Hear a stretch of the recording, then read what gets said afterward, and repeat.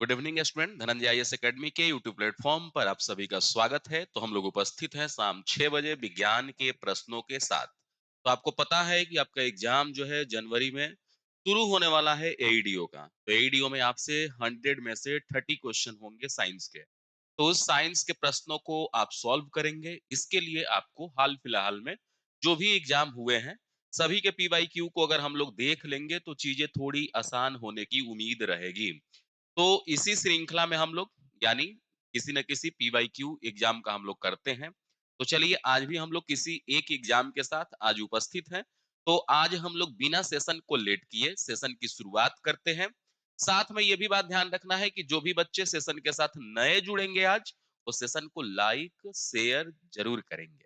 चलिए तो हम लोग बढ़ते हैं अगले प्रश्न की ओर। यानी कि आज का क्वेश्चन नंबर 1 हमारे सामने है। क्वेश्चन को ध्यान से पढ़ेंगे, इसका जवाब देने की कोशिश करेंगे आप लोग।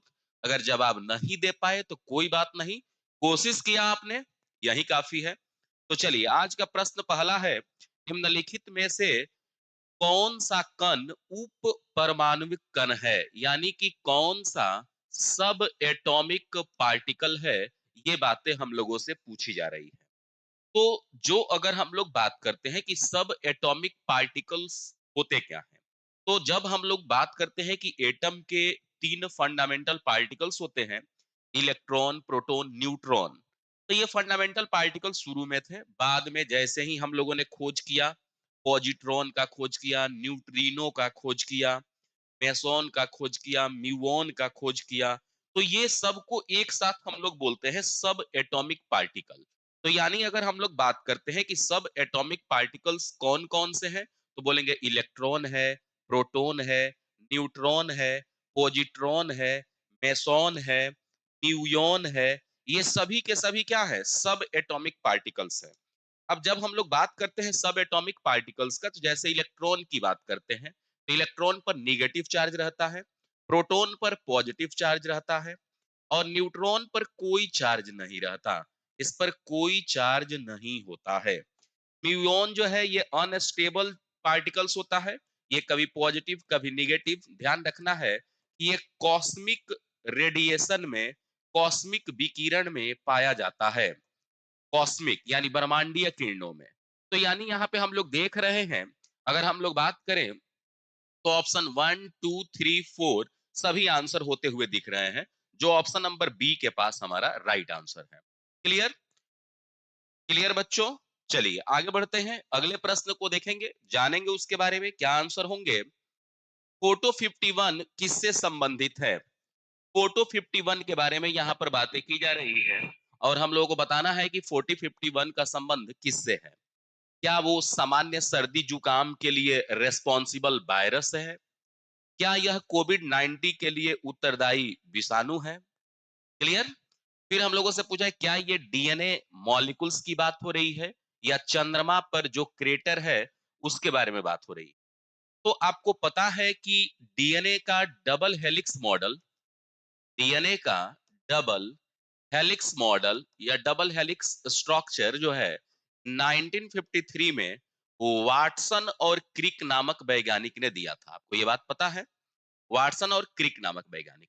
तो डीएनए का जो डबल हेलिक्स मॉडल आपने पढ़ा है, ये डबल हेलिक्स मॉडल का जो आप फोटो देखते हैं, ये फोटो जब लिया जा रहा था तो पहली बार लिया गया फोटो क्लियर नहीं, दूसरी बार लिया गया फोटो क्लियर नहीं।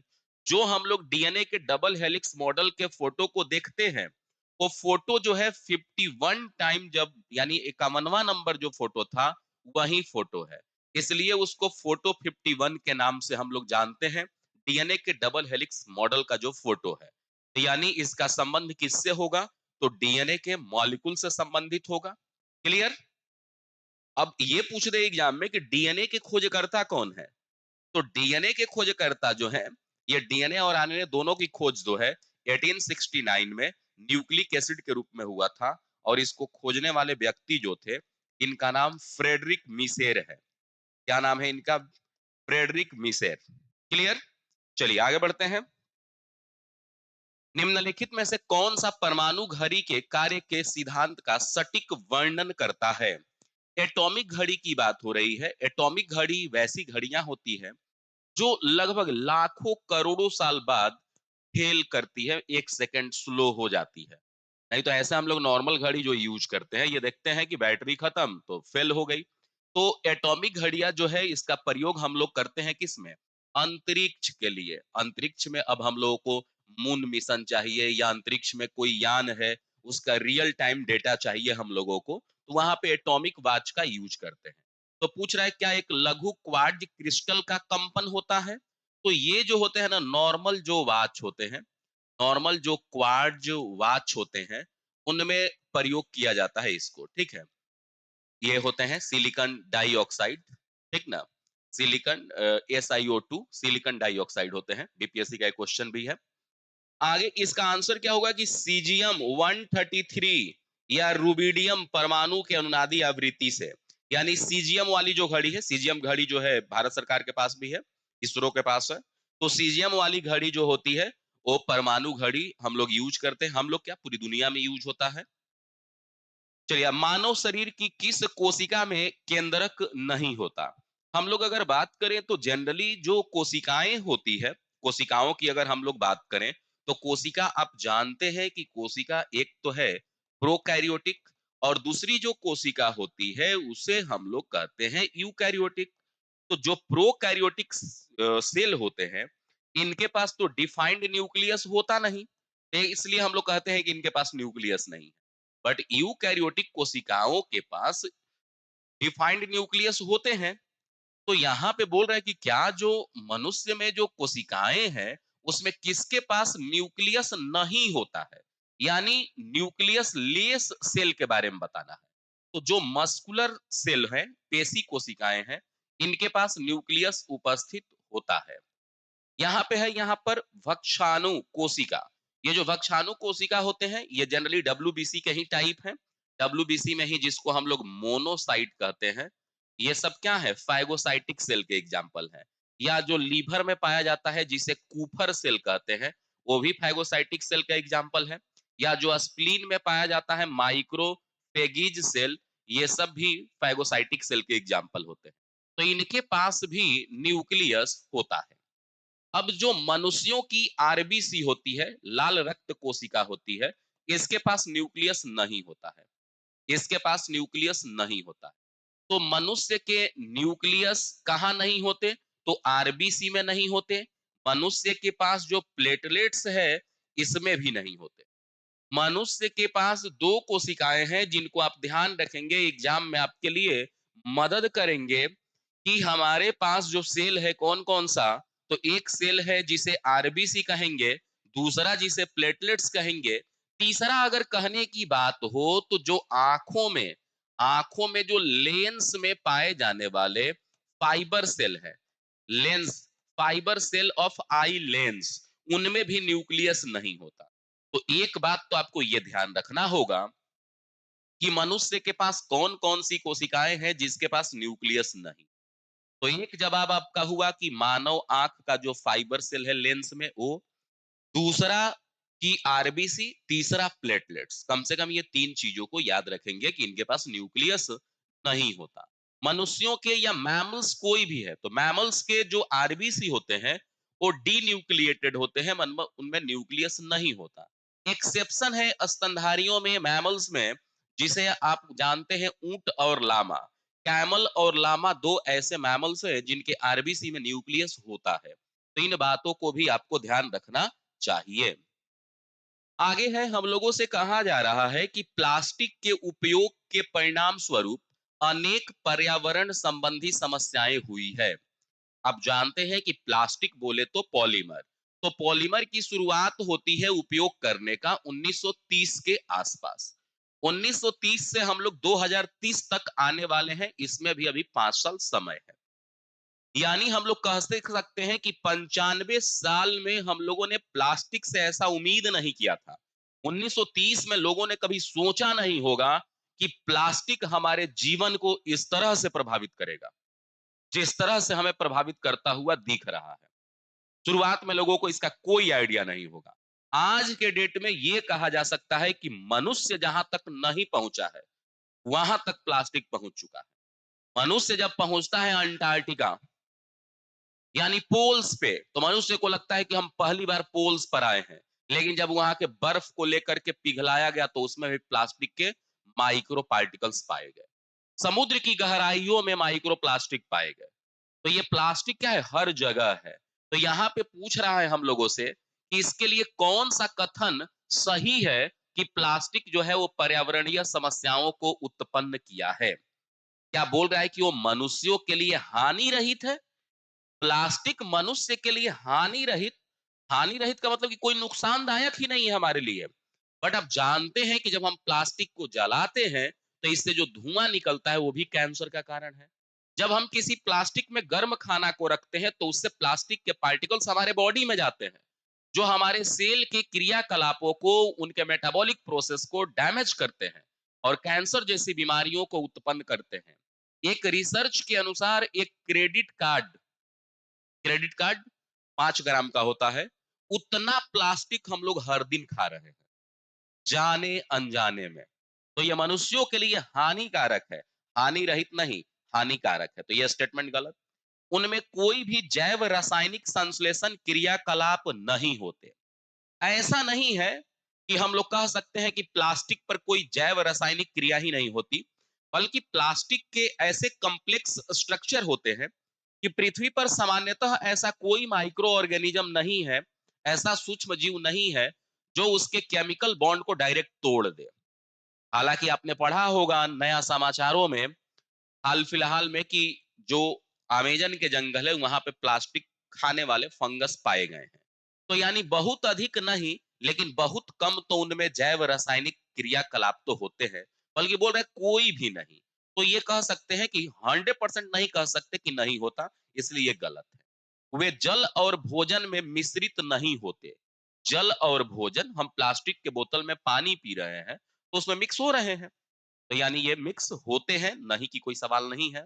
तो ये 3 स्टेटमेंट को तो काट दिया हम लोगों ने। तो चौथा तो अपने आप आंसर हो जाएगा कि वे बायोडिग्रेडेबल नहीं होते हैं। बायोडिग्रेडेबल का मतलब कि कोई भी सूक्ष्म जीव उसको ब्रेक नहीं करता है।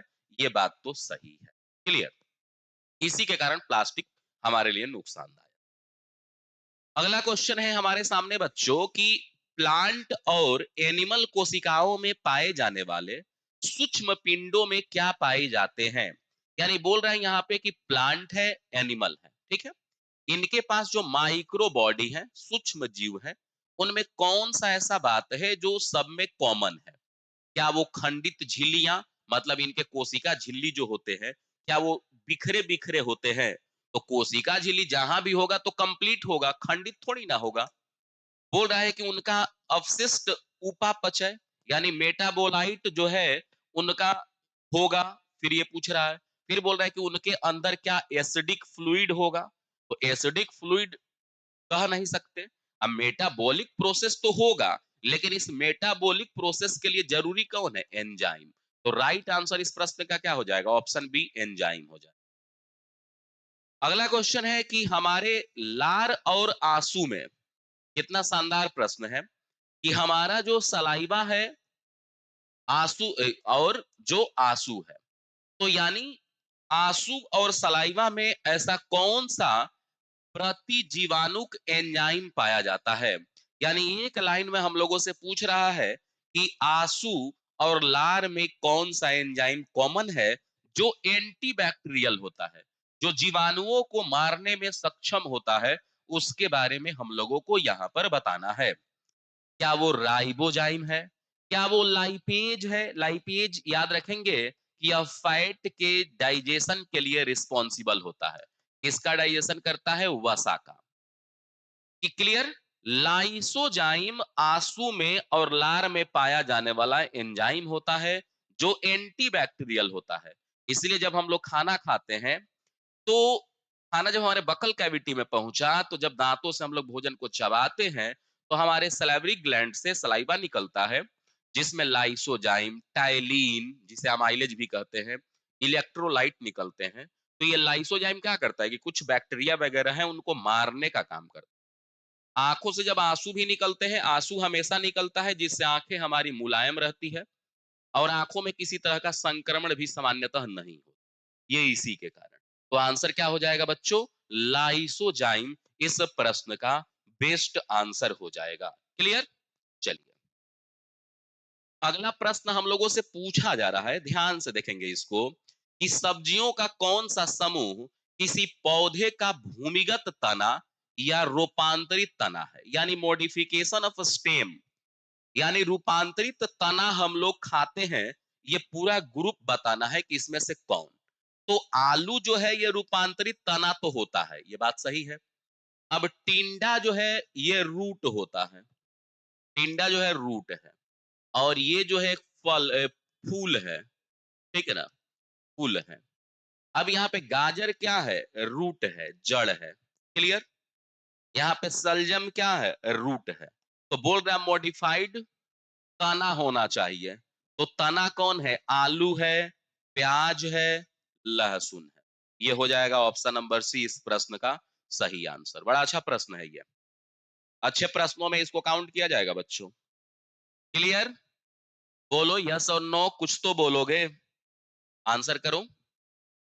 चलो, ये आपके सामने जो क्वेश्चन है बड़ा शानदार ही प्रश्न है। और जब यहां तक आप वीडियो पर पहुंच गए होंगे तो सेशन को लाइक तो कर ही लेंगे, साथ में ये आपको कमेंट बॉक्स में बताना है कि कौन से एग्जाम का पेपर है। ठीक है, देखते हैं कितने बच्चों को ये बात पता है कि किस एग्जाम के ये क्वेश्चन है। निम्नलिखित में कौन सा उभय धर्मी, उभय धर्मी किसे कहते हैं बच्चों, तो ये कहते हैं हम लोग एम्फोटेरिक। किसको? एम्फोटेरिक, यानी वैसा कंपाउंड जिसके पास एसिड के भी गुण होते हैं और बेस के भी गुण होते हैं।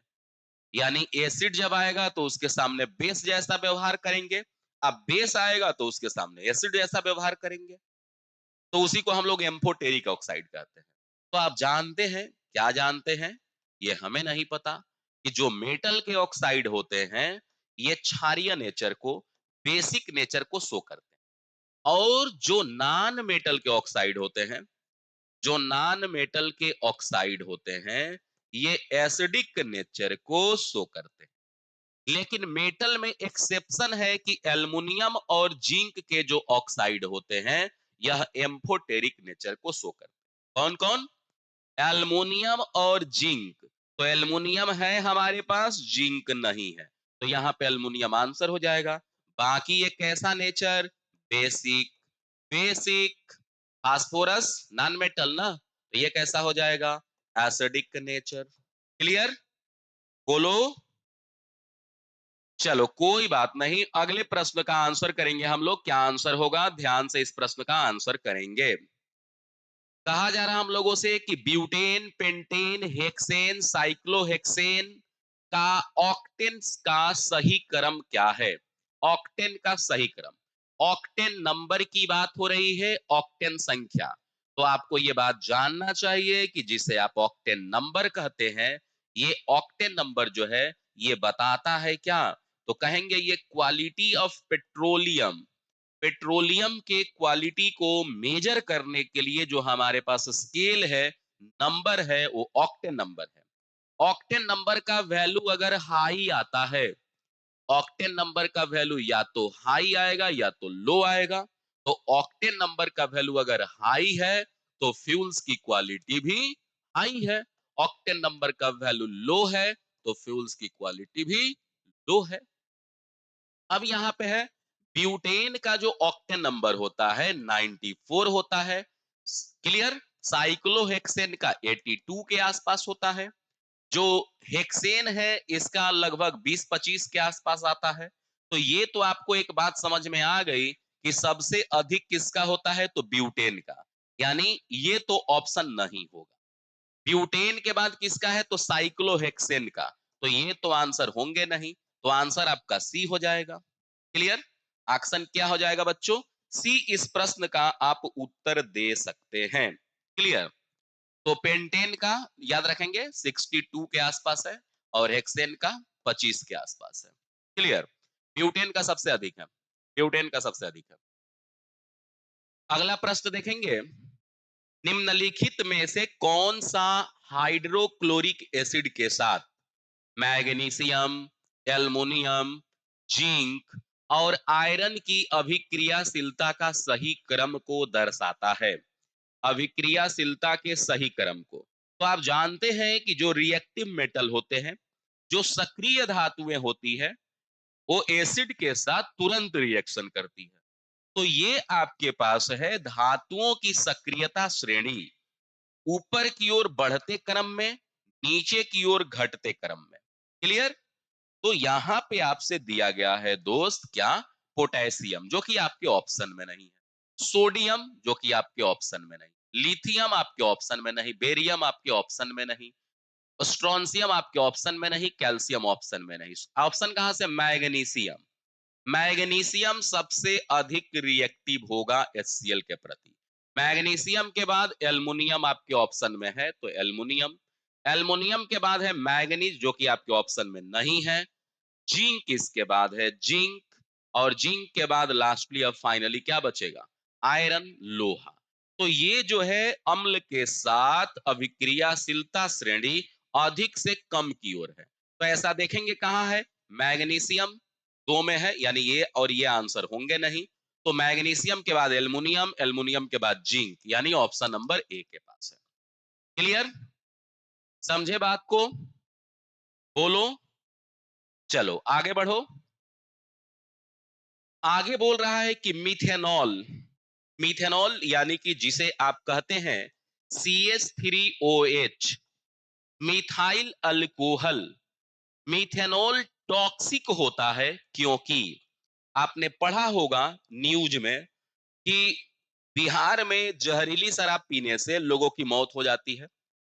मतलब हाल फिलहाल तो नहीं कहेंगे, फिर भी 1 साल के आसपास तो हो ही गया कि छपरा में बहुत सारे लोगों की मौत हो गई थी। फिर हाल फिलहाल में अगर बात करें तो तमिलनाडु में कोचीन नामक जगह पे 300 से ज्यादा लोग जहरीली शराब पीकर मर गए थे। तो जहरीली शराब में रहता यही है, मिथाइल अल्कोहल, जिसे मिथेनॉल के नाम से जानते हैं। तो मिथेनॉल टॉक्सिक होता है। जैसे मिथेनॉल अगर कोई व्यक्ति पीता है तो सबसे पहले वो अंधा होता है, उसके बाद उसकी मौत होती है। लेकिन अंधा होना तो फिक्स है। सही टाइम पे हॉस्पिटल पहुंचे तो अंधा होकर लौटेगा, लेट से पहुंचे तो नहीं घर आएगा, मतलब यमराज के पास चला जाएगा। ठीक ना? तो अब ये पूछ रहा है कि ऐसा क्यों होता है। क्लियर? तो सबसे जरूरी बात तो जो हम लोगों को जानना चाहिए वो है कि जैसे ही हम लोग बात करते हैं कि हमारे शरीर में पहुंचा क्या? CH3OH, methyl alcohol. तो ये हमारे शरीर में जाकर के बदल जाता है HCHO। HCH मतलब एल्डिहाइड में बदल जाता है। और एल्डिहाइड जो है ये हमारे बॉडी में जाकर के बन जाता है HCOOH, यानी कि फॉर्मिक एसिड। इसे कहते हैं हम लोग फॉर्मल्डिहाइड। फॉर्मल्डिहाइड के नाम से जानते हैं। और इसे कहते हैं हम लोग फॉर्मिक एसिड। और ये जो एसिड है और ये जो एल्डिहाइड है हमारे माइटोकॉन्ड्रिया को अफेक्ट करते हैं। और हमारे सेल को ऑक्सीजन नहीं मिल पाता। और सबसे पहले ये डैमेज करते हैं किसको? ऑप्टिक नर्व को। यानी कि कहेंगे कि प्रकाशीय या जो आंख वाली तंत्रिका कोशिका है उसको सबसे पहले ये प्रभावित करते हैं, जिसके कारण लोग अंधेपन के शिकार हो जाते हैं। बाकी फिर लीवर डैमेज हो जाता है और व्यक्ति की मौत हो जाती है। तो ये बोल रहा है कि इसमें कौन सा सही है? तो क्या मिथेनॉल जो है वो जीव द्रव्य को स्कंदित करता है, ब्लड क्लॉटिंग की प्रक्रिया शुरू कर देता है? तो ये डायरेक्ट आंसर सही नहीं है। मिथेनॉल जो है बोल रहा है कि लीवर में मेथेनॉल में चेंज हो जाता है। देखिए यहाँ पे मेथेनॉल की बात की गई है। तो जब हम लोग बात करते हैं मेथेनॉल का तो CH3OH। क्लियर? और मेथेनॉल का मतलब क्या हुआ कि यहाँ पे HCHO। ठीक ना? इसी को हम लोग बोलते हैं फॉर्मल्डिहाइड। और फॉर्मल्डिहाइड को हम लोग किस नाम से जानते हैं? तो आप यहाँ देख सकते हैं कि इसे मेथेनॉल के नाम से जानते हैं, फॉर्मल्डिहाइड। तो फॉर्मल्डिहाइड में हो गया, फिर आगे का स्टेप नहीं दिया गया है। यही फिर चेंज हो जाता है किसमें? तो फॉर्मिक एसिड में। और फिर ये हमारे ऑप्टिक नर्व को डैमेज करता है। तो कौन सा आंसर हो जाएगा? Option number B. Clear? Option number B इस प्रश्न का सही जवाब हो जाएगा। ये सीक्वेंस भी याद रखेंगे, हो सकता है एग्जाम में भविष्य में ऐसे प्रश्न पूछे, तो ऐसे प्रश्नों के लिए भी आपको तैयार रहना जरूरी है। क्लियर? चलिए आगे बढ़ते हैं। अब बोल रहा है कि सिरका क्या होता है, जिसे आप विनेगर कहते हैं, सिरका कहते हैं, ये सिरका आखिर में क्या होता है? सिरका क्या है? विनेगर क्या है? जिसका घरों में हम लोग प्रयोग करते हैं। सिरका का यूज क्या है? घरों में हम लोग किचन में ये रहता है। इससे लोग पनीर भी बनाते हैं दूध से, और इससे अचार भी बनाते हैं, और साथ में पीतल वाला, कॉपर वाला बर्तन को साफ भी कर लेते हैं। ये होता क्या है? तो जब हम लोग बात करते हैं कि aqueous solution of acetic acid, और कितना? 5 से 8%। 5 से 8% एसिटिक अम्ल के जलीय विलयन को विनेगर कहते हैं, सिरका कहते हैं। विनेगर कहते हैं, सिरका कहते हैं। अब जल में प्रोपियोनिक अम्ल के 10 से 15% घोल को मिलाएंगे तो यह सफाई के काम में आता है। सफाई के काम में आता है। क्लियर? जल में इथेनॉल का 5 से 8% मिलाएंगे तो हल्का नशीला पेय पदार्थ बनेगा। जैसे बियर वगैरह में जानते हैं आप 4 से 8%, तो बियर वगैरह में हो जाएगा ये। क्लियर? अगला प्रश्न देखेंगे क्या आंसर होगा। आंसर भी आप लोगों को साथ में करते रहना है। निम्नलिखित में से कौन सा लौह चुंबकीय पदार्थ होता है? तो अगर हम लोग बात करते हैं कि मैग्नेट के बेसिस पर, कि मैग्नेट जो है वो किसको अपने तरफ आकर्षित करता है, किसको दूर भगाता है, उस आधार पर पदार्थ जो है वो 3 तरह के हैं। एक को हम लोग कहते हैं फेरोमैग्नेटिक सबस्टांस, दूसरे को कहते हैं पारामैग्नेटिक सबस्टांस, और तीसरे को कहते हैं हम लोग डायामैग्नेटिक सबस्टांस। तो डायामैग्नेटिक मैग्नेट से दूर भागता है, पारामैग्नेटिक का कोई खास असर नहीं होता, और फेरोमैग्नेटिक मैग्नेट की तरफ आकर्षित होता है। तो यही बोल रहा है कि कौन फेरोमैग्नेटिक है। तो आप जानते हैं कि कोबाल्ट हो गया, निकेल हो गया, ठीक है ना। फेरस, कोबाल्ट, निकेल, ये तो फेरोमैग्नेटिक है। तो यहाँ पे फेरस, कोबाल्ट और फेरस ही ये भी है, फेरिकोलोराइड यानी फेरस है। बाकी चांदी जो होता है ये डायामैग्नेटिक होता है। चांदी क्या होता है? डायामैग्नेटिक होता है, चुंबक से दूर भागता है। तो ऑप्शन आपका यही हो जाएगा, सी नंबर। डायामैग्नेटिक होने के कारण फेरोमैग्नेटिक प्रॉपर्टी में ये नहीं शो हो। क्लियर? चलो आगे बढ़ो। डेंगू ज्वर का कारण जीव एक मच्छर जनित वायरस होता है। आप जानते हैं कि डेंगू जो है वो एडिस मच्छर के काटने से होता है। तो बोल रहा है कि इसके लिए कौन सा वायरस जिम्मेदार होता है, ये हम लोगों को इस प्रश्न में जवाब देना है कि डेंगू के लिए जो वायरस रिस्पॉन्सिबल है उस वायरस का नाम क्या। क्लियर? आप जानते हैं कि डेंगू जो है एडिस मच्छर के काटने से होता है, मलेरिया एनोफिलीज मच्छर के काटने से होता है, फाइलेरिया क्यूलेक्स मच्छर के काटने से होता है, काला जार जो है, काला जार जिसे सैंड फ्लाई के काटने से होता है, स्लीपिंग सिकनेस जो है वो सीसी मक्खी के काटने से होता है। तो ये कुछ बातें आपको हमेशा ध्यान रखना चाहिए। तो अब आपसे यहाँ पर पूछा जा रहा है कि क्या आंसर होगा। क्या आंसर होगा, तो इस प्रश्न का आप जवाब देंगे। तो जैसे एडिनो वायरस जो है वो क्या है कि ये संक्रमित करता है किसको? गला को, आंख को, ठीक ना, लंग्स को, ये प्रभावित करता है। ठीक है। वैक्सीनिया वायरस जो है ये वही वायरस है जिसका प्रयोग एडवर्ड जेनर ने स्मॉल पॉक्स के वैक्सीन में यूज किया था। स्मॉल पॉक्स के वैक्सीन में यूज कौन हुआ था? तो वैक्सीना वायरस। निपाह वायरस के बारे में आप जानते हैं कि निपाह वायरस जो है ये एक जूनोटिक वायरस है। जूनोटिक वायरस कहने का मतलब होता है मेरे दोस्त कि वैसे वायरस जो 4 पैर वाले जानवरों से या मनुष्य को छोड़ के बाकी जानवरों से जो मनुष्य में आते हैं उसी को हम लोग जूनोटिक वायरस कहते हैं। जूनोटिक वायरस के नाम से इसे जानते हैं। फ्लेवीराइबो वायरस जो है इसी के कारण डेंगू होता है। डेंगू में हड्डियां बहुत तेजी से दर्द करती है, इसीलिए इसको बोलते हैं बोन ब्रेक डिजीज, हड्डी तोड़ बुखार के नाम से जानते हैं किसको? फ्लेवीराइबो वायरस को। क्लियर? आगे है, निम्नलिखित में से किसमें लाल रक्त के थक्का बनाने के कारण निर्मोचित होते हैं? यानी बोल रहे हैं कि निम्नलिखित में से किसमें रक्त में थक्का बनाने वाले जो फैक्टर हैं वो उसके द्वारा स्रावित होते हैं। ये हम लोगों से पूछा जा रहा है कि ब्लड क्लॉटिंग के लिए जो फैक्टर चाहिए, कौन? ब्लड क्लॉटिंग के लिए जो फैक्टर चाहिए वो फैक्टर कहां से आते हैं, ये हम लोगों से पूछा जा रहा है। क्या वो फैक्टर आरबीसी से आते हैं? तो आप जानते हैं कि आरबीसी जो है, इसका काम होता है कि यह हमारे शरीर में ऑक्सीजन का ट्रांसपोर्ट करे। क्लियर? हीमोग्लोबिन की सहायता से। इसिनोफिल जो है हमारे शरीर में डब्ल्यूबीसी का एक प्रकार होता है, जो पारासाइट से लड़ने का काम करता है, यानी पारासाइट को मारता है।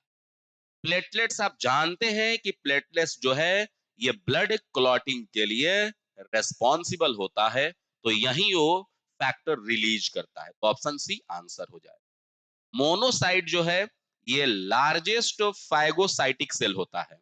Largest phagocytic cell in human body, monocyte, जिसका साइज 22 माइक्रोन होता है, 22 माइक्रोन होता है। क्लियर? अब ध्यान रखेंगे कि जब आपसे पूछा जाए ब्लड क्लॉटिंग फैक्टर, ऑप्शन में विटामिन के रहे तो आंसर करेंगे, विटामिन के नहीं रहे तो प्लेटलेट्स आंसर करेंगे, प्लेटलेट्स नहीं रहे तो कैल्शियम आंसर करेंगे, कैल्शियम आंसर नहीं रहे तो फाइब्रिनोजेन आंसर करेंगे, फाइब्रिनोजेन नहीं रहे तो फाइब्रिन आंसर करेंगे, फाइब्रिन न रहे तो थ्रोम्बिन आंसर करेंगे, थ्रोम्बिन न रहे तो प्रोथ्रोम्बिन आंसर करेंगे। कुछ भी रहे, आंसर करके आना है। फैक्टर नंबर 8 और 9 जब अब्सेंट होगा तो बीमारी होगी हीमोफीलिया। 8 और 9 नंबर फैक्टर अब्सेंट होंगे तो बीमारी हीमोफीलिया हो जाएगी। चलो, आगे हम लोगों से कह रहा है कि निम्नलिखित में से किसके लयबद्ध संकुचन और शिथिलन, कॉन्ट्रैक्शंस एंड रिलैक्स, ये कॉन्ट्रैक्ट, कॉन्ट्रैक्ट मतलब सिकुड़ना, शिथिलन का मतलब रिलैक्स होना, किसके कारण पल्स की को महसूस किया जाता है। तो आप जानते हैं कि हमारा हार्ट जो है वो कॉन्ट्रैक्ट होता है, सिकुड़ता है, लेकिन पल्स जो है यहाँ नहीं मेजर किया जाता, यहाँ, यहाँ या पैर में। तो वो क्या है ना कि हमारे आर्टरी में, यानी कह सकते हैं कि हमारी जो महाधमनी है या मुख्य धमनी है, इसमें जो बार बार कॉन्ट्रैक्शंस और रिलैक्सेशन होता है, उसके कारण हम लोग महसूस करते हैं। तो इसका आंसर ये हो जाए। क्लियर? सिराओं में जो, यानी वेन में जो वॉल्व है, उनका काम होता है कि ब्लड को फिर पीछे की ओर बहने से रोकना, ब्लड को पीछे की ओर बहने से रोकना। ये जो वॉल्व होते हैं वेन में, उनका काम होता है। हृदय में जो वॉल्व होते हैं, जो हार्ट में वॉल्व है, दो वॉल्व है, एक ट्राइकस्पिड वॉल्व, एक बाइकस्पिड वॉल्व। तो जब ये क्लोज होता है तो लब का साउंड निकलता है, और ये क्लोज होता है तो डब का। तो यानी यहाँ पे जो वॉल्व है, कौन, तो कहेंगे हृदय के जो वॉल्व है, ये तो एक है कि ब्लड के बैकवर्ड फ्लो को रोकते हैं, यानी ब्लड को फिर पीछे नहीं जाने देते, और दूसरा कारण इनका ये भी है कि ये हमारे हार्ट में जो लब डब का साउंड है, उसके लिए भी ये रिस्पॉन्सिबल होते हैं। क्लियर? चलो आगे देखो। जब अंडों को गर्म किया जाता है, जब आप देखते हैं कि एक को जब आप गर्म करते हैं, तो उसमें जो पीला रंग का अंदर में योक होता है, उसके चारों तरफ एक पारदर्शी तरल भाग ठोस और सफेद हो जाता है। यह निम्नलिखित में से किसके उष्मीय रूपांतरण के कारण हुआ है? तो अंडा में देखिए पीला वाला भाग तो पीला है, उसके साइड में एक व्हाइट लेयर पूरा बन जाता है। तो उस व्हाइट लेयर में क्या रहता है? प्रोटीन रहता है। और पीला वाला में क्या रहता है? तो फैट्स रहते हैं और अच्छे वाले मिनरल्स रहते हैं, अच्छे वाले मिनरल्स। तो यानी ये प्रोटीन के कारण होता है। राइबोस शुगर आरएनए में पाया जाने वाला शुगर है, ठीक है, जिसमें कार्बन एटम की संख्या 5 होती है, इसलिए इसे हम लोग पेंटोज शुगर कहते हैं, पेंटोज शुगर। क्लियर? क्लियर बच्चों? चलो, आगे हम लोगों से कहा जा रहा है कि लिथियम है, सोडियम है, बेरिलियम है, ऑक्सीजन है। बोल रहे हैं कि परमाणु त्रिज्या का सही क्रम क्या है, यानी एटॉमिक रेडियस का सही क्रम क्या है। तो अब देखिए कि जब हम लोग अगर बात करते हैं कि किसी ग्रुप में, ग्रुप ये वर्टिकल लाइन को, तो किसी ग्रुप में जब नीचे आते हैं तो हम लोग देखते हैं कि उसका एटॉमिक रेडियस बढ़ता है। नीचे आने पर एटॉमिक रेडियस बढ़ता है, और लेफ्ट से राइट जाने पर पीरियड में एटॉमिक रेडियस जो है वो घटता है। तो पहली बात तो ये देखना होगा कि जिसका, किसमें होगा, ग्रुप वन में होगा उनके पास तो एटॉमिक रेडियस अधिक होगा, यही बात है ना। तो यानी पहला ग्रुप में इसमें कौन है, लिथियम है, सोडियम है, बेरिलियम है। तो अब देखिए, आप जानते हैं ग्रुप वन में कौन रहता है, तो हेलीना का रब से फरियाद, यही रहता है कि hydrogen, lithium, sodium, potassium, rubidium, caesium, francium. तो लिथियम से नीचे आए तो सोडियम की एटॉमिक रेडियस ज्यादा होगा, तो सोडियम का एटॉमिक रेडियस ज्यादा हो गया। अब यहाँ पे देखेंगे तो यहाँ पे आपको लिथियम मिला, यहीं पे आपको मिलेगा बेरिलियम ग्रुप टू में। आगे बढ़ेंगे तो फिर आपको इधर मिलेगा ऑक्सीजन। तो अब इधर हम लोग जब लेफ्ट से राइट की ओर जा रहे हैं तो घट रहा है, तो यानी सोडियम के बाद लिथियम, लिथियम के बाद बेरिलियम और उधर लास्ट में ऑक्सीजन। तो यही वाला सीक्वेंस तो हो गया, ऑप्शन नंबर ए ही हो गया। संयोग अच्छा था, क्लियर। बट ये आपको ध्यान रखना है कि हमेशा ग्रुप में जब ऊपर से नीचे आएंगे तो एटॉमिक रेडियस बढ़ेगा, और जब पीरियड में लेफ्ट टू राइट जाएंगे तो एटॉमिक रेडियस घटेगा। ये बातें आपको ध्यान रखनी चाहिए। चलिए आगे बढ़ेंगे। निम्नलिखित में से कौन से उत्प्रेरक का प्रयोग करके अनसेचुरेटेड हाइड्रोकार्बन को सेचुरेटेड हाइड्रोकार्बन में तब्दील करते हैं, अनसेचुरेटेड को सेचुरेटेड में। इसका बेस्ट एग्जांपल है कि वेजिटेबल ऑयल को हम लोग 120 से 140 डिग्री सेल्सियस पे गर्म करके हाइड्रोजन गैस प्रवाहित करते हैं, और निकेल या प्लैटिनम को यहाँ पे कैटेलिस्ट बनाते हैं, और यहाँ पे हम लोगों को मिलता है वेजिटेबल घी यानी कि डालडा, और इस प्रक्रिया को बोलते हैं हाइड्रोजनेशन।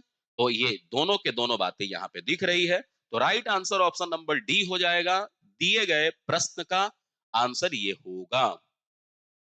क्लियर, आंसर कर रहे हो कि नहीं? आंसर करना है, बिना आंसर किए कोई उपाय नहीं है दोस्त। क्लियर, चलिए आगे बढ़ते हैं हम लोग। क्वेश्चन नंबर 85 हम लोगों के सामने है, क्या आंसर होगा इस बात पर हम लोग विचार करेंगे। बोल रहा है कि दिए गए विकल्प में आपको ग्रीन हाउस गैसें दी गई हैं। ग्रीन हाउस गैसें सभी के सभी हैं। जो क्या ग्रीन हाउस गैस का मतलब क्या हुआ कि सूर्य से आने वाली इंफ्रारेड को और रक्त प्रकाश को जो अवशोषित कर ले उसी को हम लोग ग्रीन हाउस गैस कहते हैं। इसके एग्जाम्पल CO2 है, CFC है, मीथेन है, N2O है, वाटर वेपर है, सब है। तो बोल रहा है कि इसमें अधिकतम औसत जीवन काल किसका होता है, अधिकतम औसत जीवन काल किसका होता है, ये हम लोगों से यहाँ पर पूछा जा रहा है। तो अगर हम लोग बात करते हैं कि यहाँ पे CFC है, तो CFC के ढेर सारे प्रकार है, CFC 11, CFC 15। तो किसी का 50 साल है, किसी का 100 साल है, किसी का 85 साल है, ऐसे है। तो हम लोग मान लिए कि अप्रोक्स 100 साल है। मीथेन का ज्यादा दिन नहीं रहता, मीथेन का अप्रोक्स 12 साल के आसपास रहता है, ठीक ना। मीथेन का 12 साल के आसपास, और जलवाष्प का तो 10 दिन के आसपास है। N2O का 112 साल है। तो सबसे ज्यादा दिन हमारे वातावरण में कौन रहता है, तो N2O रहता है, ग्रीन हाउस गैस। ये आंसर हो जाएगा हम लोगों का। क्लियर, चलिए तो आज के सेशन में हम लोगों ने इन सारे प्रश्नों को देखा, और ये सारे प्रश्न CDS के पूछे हुए थे जो आपके एग्जाम के लिए काफी महत्वपूर्ण होते हैं। तो अगर आपको ये सेशन अच्छा लगा तो कमेंट बॉक्स में कमेंट करना है, वीडियो को लाइक करना है, शेयर करना है, ये सारे काम आप लोगों को करना है। फिर हम लोग मिलेंगे कल एक नए PYQ के साथ।